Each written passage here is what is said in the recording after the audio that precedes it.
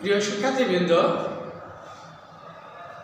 SSC 2022 সেই প্রিয় শিক্ষার্থীবৃন্দ, আমাদের আজকে আমি বাংলা দ্বিতীয় পত্রের কারক এর বিষয়ে বিস্তারিত বিষয় নিয়ে আলোচনা করব। তোমরা জানো কারক কি? তোমরা ছোটবেলা থেকেই কারকের সাথে সম্পর্ক যুক্ত। তারপর আমি বলতে চাই যে কারক হচ্ছে ক্রিয়ার সাথে বিশেষ্য সর্বনাম পদে যে অন্যয় বা সম্পর্ক থাকবে, ক্রিয়ার সাথে যা সম্পর্ক থাকবে, আর অথবা প্রত্যক্ষ বা পরোক্ষ যার সাথে ক্রিয়ার সাথে সম্পর্ক থাকবে সে হবে কারক। বাক্যের অন্তর্গত অন্যান্য পদগুলোর সাথে ক্রিয়ার সাথে সম্পর্ক থাকলে সেই সম্পর্ক যুক্ত বিষয়কে নিয়ে যেই চ্যাপ্টারটা যে বিষয়টা আলোচনা করে সেটা হলো কারক। কারক প্রধানত 6 প্রকার: কর্তৃকারক, কর্তাকারক, কর্মকারক, কর্মসারকারক, অপাদান কারক, অধিকারণ কারক, সম্বন্ধ কারক। তোমরা ইতিপূর্বে অন্যান্য ক্লাসগত এই নতুন এডিশন বইয়ের পর্যন্ত তোমরা কারক শিখেছো যে 6 প্রকার, সেখানে সম্পাদন কারক ছিল, সম্প্রদান কারক ছিল। এখানে সম্প্রদান কারকটা নেই। কর্তাকারক, কর্মকারক, করণকারক, এরপরে 4 নম্বরেই আমরা সম্প্রদান কারক নিয়ে তোমাদের শিখিয়েছিলাম। এরপরে অপাদান কারক ছিল, অধিকারণ কারক ছিল। সম্বন্ধ পদকে কারকের অন্তর্ভুক্ত করা তখন হয়নি, বলছিল এটা কারক নয়। ক্রিয়ার সাথে যে বিশেষ সর্বনাম পদের সম্পর্ক থাকে না সেটা কারক নয়। কিন্তু আধুনিক পণ্ডিতগণ, ব্যাকরণবিদগণ সম্প্রদান কারককে বাদ দিয়ে এখন 6টি কারককে রেখেছে, কিন্তু সেটা সম্প্রদান কারককে বাদ দিয়েছে। সম্প্রদান কারককে কর্মকারকের ভিতরে অন্তর্ভুক্ত করা হয়েছে। এরপরে তাহলে কারক 6 প্রকারে থাকে। যে সম্বন্ধ পদকে, আগে যে সম্বন্ধ পদ আমরা বলতাম, সেই সম্বন্ধ পদকে এখন কারক হিসেবে অন্তর্ভুক্ত করা হয়েছে। তাহলে এখন বর্তমানের আধুনিক যে বর্তমানে আমাদের 2021-22 যে সিলেবাস, সেই সিলেবাস অনুপাতে এবং আধুনিক ব্যাকরণবিদগণ যে কারককে যেই শ্রেণী বিভক্ত করেছেন সেই বিভক্ত অনুপাতে কারক 6 প্রকার। কি? কর্তাকারক, কর্মকারক, করণকারক, অপাদান কারক, অধিকারণ কারক, সম্বন্ধ কারক। তাহলে কর্তাকারক কে? তাহলে যিনি ক্রিয়া সম্পাদন করেন, যার দ্বারা ক্রিয়া সম্পাদন হয়। তোমরা জানো একটা বাক্যে ক্রিয়া লাগে, প্রত্যক্ষ বা পরোক্ষ হলো যেটাই হোক, ক্রিয়া ছাড়া বাক্য পরিপূর্ণ বাক্য অর্থ প্রকাশ করে না। একটি পরিপূর্ণ বাক্যের সকল শর্ত মেনে যে বাক্য হবে, সেই বাক্যে যিনি কার্য সম্পাদন করবেন, অর্থাৎ যিনি কর্তা অথবা বাক্যের যে যার উদ্দেশ্যে কথা বলা হবে, যে ব্যক্তির উদ্দেশ্যে যে বাক্যটা সম্পাদন, যিনি বাক্যটা সম্পাদনে মুখ্য ভূমিকা পালন করেন, তিনি কিন্তু কর্তা। আর ওইটার ভিতরে ওই কর্তা, ওইটি হলো কর্তৃকারক। ক্রিয়া দ্বারা যার সম্পাদিত হয়, ক্রিয়া যার দ্বারা সম্পাদিত হয় সেই হলো কর্তৃকারক। আর অন্যভাবে যদি আমরা বলি, বাক্যের কর্তা বা উদ্দেশ্য হচ্ছে কর্তৃকারক। যেমন আমরা যদি বলি পাগলে কিনা বলে, কে বলে? পাগলে। ক্রিয়াকে কে দ্বারা প্রশ্ন করে যদি উত্তর পাবো, সেটা কর্তৃকারক হবে। আমরা নদীর ঘাটে গিয়েছিলাম, কারা? কে? আমরা। রহিম ভাত খায়, কে খায়? ক্রিয়াকে প্রশ্ন করবো আমি। আবার খেয়াল রেখো, ক্রিয়াকে কে দ্বারা প্রশ্ন করে যে উত্তর পাবো সেটা হলো কর্তৃকারক। কে খায়? রহিম খায়। কে নদীর ঘাটে গিয়েছিল? তাহলে আমরা। কে কিনা বলে? পাগলে কিনা বলে। এখানে আমরা দেখেছি পাগলে, আমরা রহিম। আমি নিচে দাগ দিয়ে দিচ্ছি তোমাদের কারক চেনার জন্য।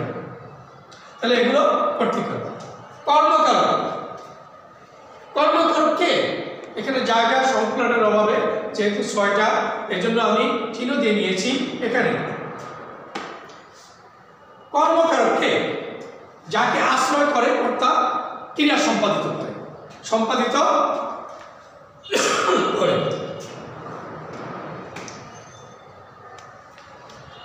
যাকে আশ্রয় করে ক্রিয়া সম্পাদিত করে বা সম্পাদন হয় সেই হলো কর্মকারক। ক্রিয়াকে যদি আমরা জিজ্ঞেস করি কি কি প্লাস ক্রিয়া, যেহেতু আমরা উত্তর পাবো, সেই উত্তরটাই হলো আমাদের কর্মকারক।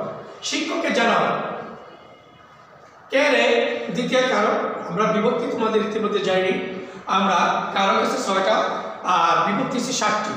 প্রথমা, দ্বিতীয়, তৃতীয়া, চতুর্থী, পঞ্চমী, ষষ্ঠী, সপ্তমী। আর বিভক্তির সাথে কারকের কিন্তু একটি সম্পর্ক ঠিক সহোদর ভাইয়ের মতো। যেমন একটি পৃষ্ঠা, একটি বইয়ের পাতার ভিতরে দুটো পৃষ্ঠা থাকে, ঠিক তেমনিভাবে একটা পৃষ্ঠার উপর অপর একটি পৃষ্ঠাতে যেতে হয়। তাহলে ক্রিয়ার সাথে ক্রিয়া, কারক আর হইল বিভক্তি, এরা অপরের সাথে কিন্তু সম্পর্কে যুক্ত। ঠিক তেমনিভাবে আমাদের কর্মকে যদি শিক্ষককে জানাও, কাকে জানাবো? শিক্ষক। ক্রিয়াকে বলছে সে রোজ সকালে ডিম খায়।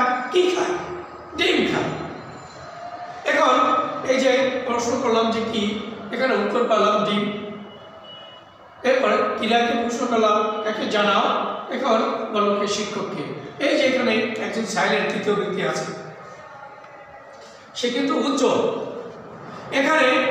তাই এই জন্য বলছি যাকে আশ্রয় করে ক্রিয়া, কর্তা ক্রিয়া সম্পাদন করে। এখানে শিক্ষককে উপরে এই শব্দটার উপরে ভিত্তি করে ক্রিয়া আমাদের সম্বন্ধ হতেছে তাকে জানাও, জানাও আমাদের ক্রিয়া, এটা শিক্ষকের উপর আশ্রয় করে সম্পাদন হচ্ছে। এখানে বাক্যে এই খাওয়াটা ডিমকে আশ্রয় করে খাওয়াটা ক্রিয়াটা সম্পাদন হচ্ছে। এখানে ডিমটা হচ্ছে আমাদের কর্মকারক। এই শিক্ষককে আর ডিম এই দুটো হচ্ছে আমাদের কর্মকারক। যা বলছিলাম, যাকে আশ্রয় করে কর্তা ক্রিয়া সম্পাদিত করে, যে সাবজেক্ট এখানে উজ্জ্বল, যে শিক্ষককে জানাও এখানে সেকেন্ড পার্সনটা উজ্জ্বল আছে। আর সে রোজ সকালে ডিম খায়, সে এখানে আসে যে একা কর্তা, সে কিসের উপর আশ্রয় করে ক্রিয়া সম্পাদন করছে? এরা সে ডিম আশ্রয় করে, ডিমের উপর ভিত্তি করে। এই জন্য ডিমটা হচ্ছে আমাদের কর্মকারক। বুঝে নিও আবার। এরপরে করণকারক, যার দ্বারা কোনো কিছু ভিত্তি করে, কোনোর উপর মাধ্যম দিয়ে, যার দ্বারা বা যে উপায়ে কর্তা ক্রিয়া সম্পাদিত করে তাকে হচ্ছে করণকারক। কি কারক? করণকারক কাকে বলে? যার দ্বারা, আবার বলছি, যার দ্বারা বা যে উপায়ে কর্তা ক্রিয়া সম্পাদন করে, যে মাধ্যমে যেটার মাধ্যম দিয়ে ক্রিয়া সম্পাদন করা হয়, কর্তা কে করে? কর্তা কার্য সম্পাদন করে, সেটা হলো করণকারক। যেমন ভেড়া দিয়ে চাষ সম্ভব নয়। কিসের দ্বারা? ভেড়ার দ্বারা। কিসের দ্বারা সম্ভব নয়? ভেড়ার দ্বারা, যার উপর আশ্রয় করে। শিক্ষক কলম দ্বারা লিখছেন। কিসের মাধ্যমে কার্য সম্পাদন করছেন? কলম দ্বারা। এখন ক্রিয়াকে যদি বলি কি দ্বারা, কিসের দ্বারা, কিসের মাধ্যমে, কিসের উপর ভিত্তি করে, এই যে শব্দগুলো প্রশ্ন করার পর যে উত্তরটা আসবে, সেই উত্তরটা হবে আমাদের করণকারক।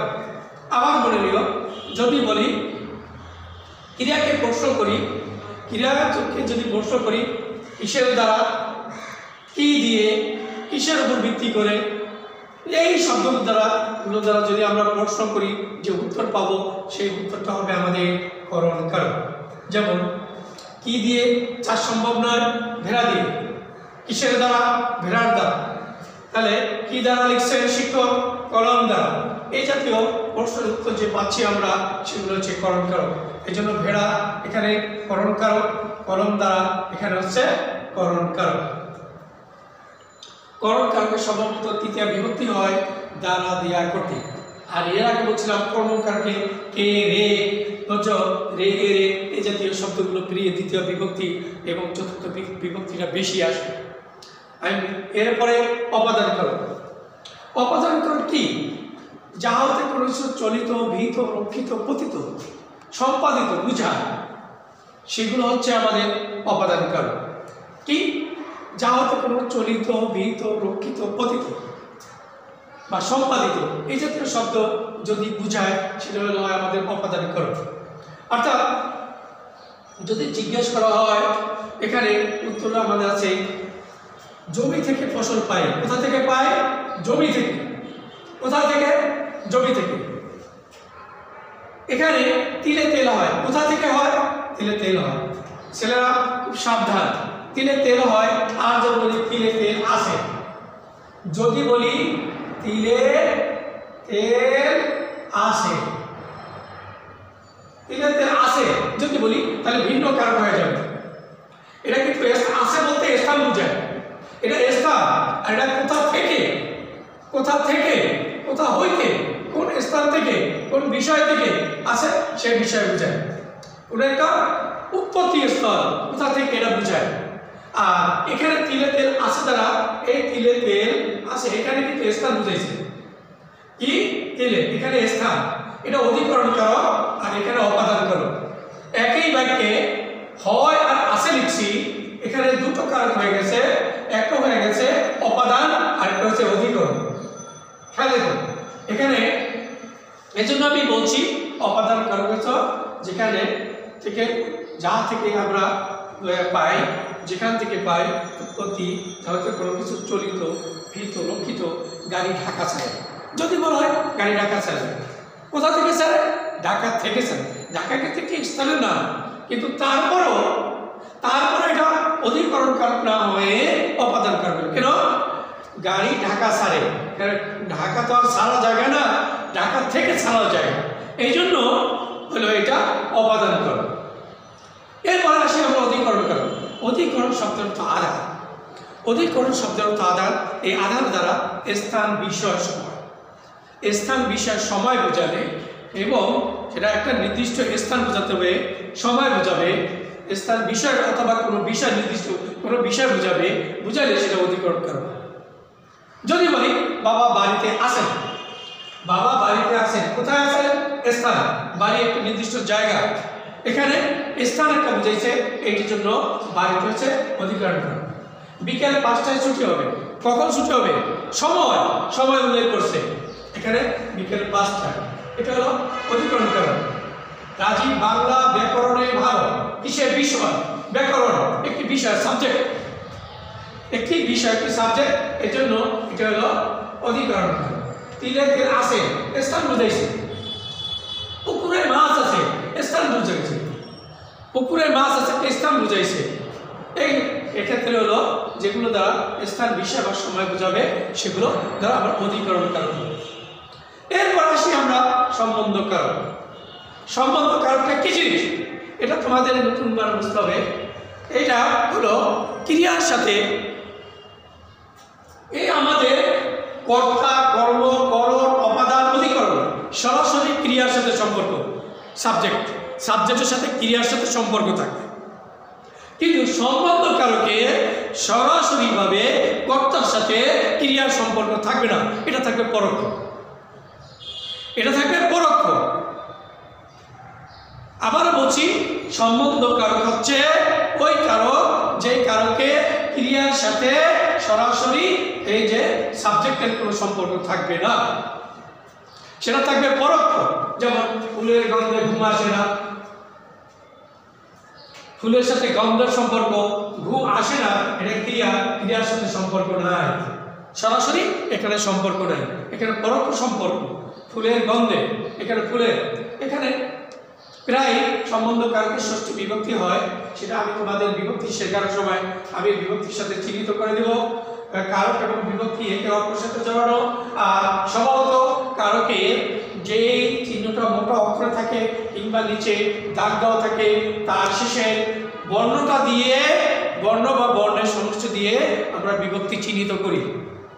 যেমন ফুলের গন্ধে ঘুম আসে, এখানে র এ, ফুল যোগ এ, ফুলের, এখানে এর হচ্ছে ষষ্ঠী, র বা এর হচ্ছে ষষ্ঠী বিভক্তি। এখানে ফুলের গন্ধে ঘুম আসে না, এখানে ফুলের সাথে ঘুমের সম্পর্ক নেই, এখানে পরোক্ষভাবে সম্পর্ক। আমার জামার বোতামগুলো একটু অন্যরকম, একটু খেয়াল করে দেখো, আমার জামার বোতামগুলো, এখানে আমার জামার সাথে ওই ক্রিয়ার সাথে সম্পর্ক সরাসরি নেই, এখানে একটা বিশেষ আলাদা অর্থ সম্বন্ধ বুঝাইছে, জামার সাথে বোতামের সম্পর্ক বুঝাইছে, আর ফুলের সাথে গন্ধের সম্পর্ক বুঝাইছে, কিন্তু এখানে ক্রিয়ার সাথে বুঝায়নি, এজন্য এটা সম্বন্ধ কারক। তাহলে প্রিয় শিক্ষার্থীবৃন্দ, তোমাদেরকে আমি বারবার বলছিলাম কারক কি। কারক বোঝাতে হলে প্রিয় শিক্ষার্থীবৃন্দ, যা বলছিলাম আবারও বলছিলাম, যেটা আবার তোমরা পুনরায় মনোযোগ সহকারে শোনো, যে মূলত ক্রিয়ার সঙ্গে বাক্যের বিশেষ্য সর্বনামের যে সম্পর্ক সেটাই হচ্ছে কারক। কারক সম্পর্ক বোঝাতে বিশেষ্য সর্বনামের সঙ্গে সাধারণত বিভক্তি এবং অনুসর্গ যুক্ত হয়ে থাকে। কি হয়? কারকের সাথে বিশেষ্য সর্বনামের সঙ্গে সাধারণত বিভক্তি ও অনুসর্গ যুক্ত হয়ে থাকে। তাহলে মূলত ক্রিয়ার সঙ্গে একটি বাক্যের বিশেষ্য বা সর্বনামের যে সম্পর্ক সেটা হচ্ছে কারক। এবার কর্তৃকারকের যেটা বলছি, ক্রিয়া যার দ্বারা সম্পাদিত হয় তাকেই কর্তৃকারক বলে। আর কর্মকারক বলছিলাম, যাকে আশ্রয় করে ক্রিয়া সম্পাদন করে তাকে কর্মকারক বলে। আর করণকারক বলে যার দ্বারা বা যেই উপায়ে ক্রিয়া সম্পাদন করে তাকে করণকারক বলে, যা ইতিমধ্যে তোমাদেরকে বিস্তারিত বোঝা রয়েছে। আর অপাদানকারক যে কারকে ক্রিয়ার উৎস নির্দেশ করে। ক্রিয়ার কি করবে? উৎস নির্দেশ করবে। কোথা থেকে? কোথা হইতে, কোথা চলিত, ভীত, রক্ষিত, পতিত, যা হইতে কোনো কিছু চলিত, ভীত, রক্ষিত, পতিত যে উৎস নির্দেশ করবে সেটা হলো অপাদানকারক। অধিকরণ শব্দটা আধার। এই আধার দ্বারা যা বলছিলাম, স্থান, বিষয়, কাল, সময়, ভাব যেগুলা নির্দেশ করবে তাকে অধিকরণ কারক বলবে। আর সম্বন্ধ কারকটা যেটা বলছিলাম তোমাদের, যে কারকে বিশেষ সর্বনামের সঙ্গে বিশেষ সর্বনামের সম্পর্ক নির্দেশ হবে তাকে সম্বন্ধ কারক বলবে। যে কারকে বিশেষ সর্বনামের সঙ্গে আবার বিশেষ সর্বনামের সম্পর্ক হবে, ক্রিয়ার সাথে সরাসরি সম্পর্ক থাকবে না, পরোক্ষভাবে সম্পর্ক থাকবে, তার নাম হলো সম্বন্ধ কারক। যে জিনিসটা তোমাদের একটু মনোযোগের সাথে তোমাদের বুঝতে হবে, সম্বন্ধ ক্রিয়ার সাথে বিশেষ ওই সর্বনামের সরাসরি সম্পর্ক থাকবে না, যেটা বলছিলাম। কার সাথে থাকবে? ক্রিয়ার সাথে, একটা বিশেষের সাথে বিশেষের বা সর্বনামের, বা সর্বনামের বিশেষের বা সর্বনামের সম্পর্ক থাকবে সরাসরি, আর ক্রিয়ার সাথে সম্পর্ক থাকবে পরোক্ষ। এটা হলো আমাদের কারকের বিষয়। তাহলে আশা করি কারক সম্পর্কে তোমাদের আর বুঝতে বাকি থাকবে না। আর সিলেবাসে যেটুকু আছে তোমাদের বইয়ের বাইরে প্রশ্ন হবে না। তাহলে আশা করি তোমরা ভালো করে এই জিনিসটাই বারবারই থেকে দেখবা, দেখি শিখবা, কারক ও বিভক্তি। এখন আসি বিভক্তির বিষয়, যেটা বলছিলাম বিভক্তি 60টি। কারকের সাথে বিভক্তির সম্পর্ক আর কি অনুসর্গের সম্পর্ক কি এখানে আছে। কারক 6টি, বিভক্তি 60টি। প্রথমা, দ্বিতীয়া, তৃতীয়া, চতুর্থী, পঞ্চমী, ষষ্ঠী ও সপ্তমী। প্রথমা কি? প্রথমা হচ্ছে এ অতে, দ্বিতীয় হচ্ছে রা এরা রয়ে, এরপরে তৃতীয় হচ্ছে দ্বারা দিয়া কর্তৃক কে, সরি আমি বলছিলাম প্রথম হচ্ছে প্রথমা এ অতে, দ্বিতীয়া হলো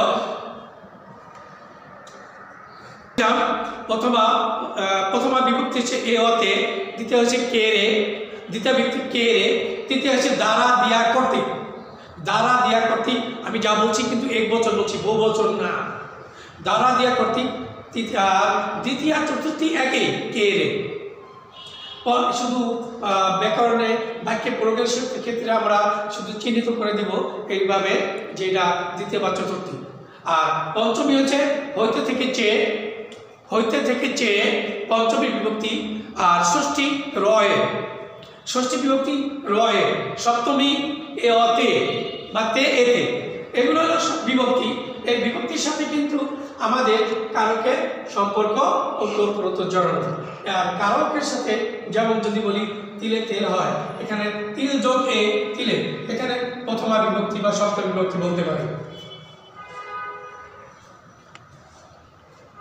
এই জন্য তোমাদের আমি বলছি এখানে বিভক্তি নাই, যেখানে নাই রহিম, এখানে কোনো শেষে যে ম, এখানে কোনো বিভক্তি চিহ্ন নাই, এটাকে আমরা বলবো শূন্য বিভক্তি। এখানে আমরা শূন্য বিভক্তি বলবো। তাহলে আমরা আজকে বিভক্তি চ্যাপ্টার পড়ানোর কথা না, আজকে কারক পড়ানোর কথা। তারপরে বিভক্তি সম্পর্কে প্রাথমিক একটু ধারণা দিলাম। এর পরবর্তীতে যখন আমি ক্লাস নেব তখন আমি তোমাদের বিভক্তির বিস্তারিত বিষয়টা আমি জানাবো। তাহলে আমরা আজকে কারক বিষয় নিয়ে ক্লাস করলাম।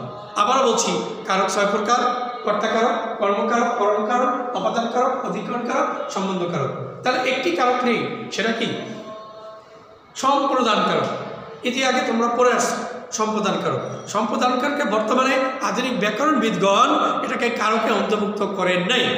যেটাকে আমরা বলতাম সম্প্রদান করে, যা সত্য ত্যাগ করে দান করা হয়, যেটা ফেরতযোগ্য না, সেটা হলো সম্প্রদান কারক।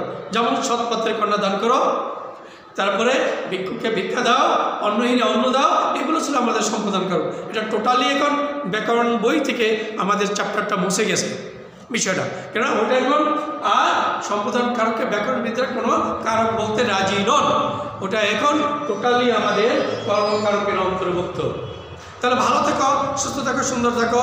ক্লাসটা ভালোভাবে তোমরা বারবার ইউটিউব থেকে দেখবা, এই প্রত্যাশা রেখে আল্লাহ হাফেজ।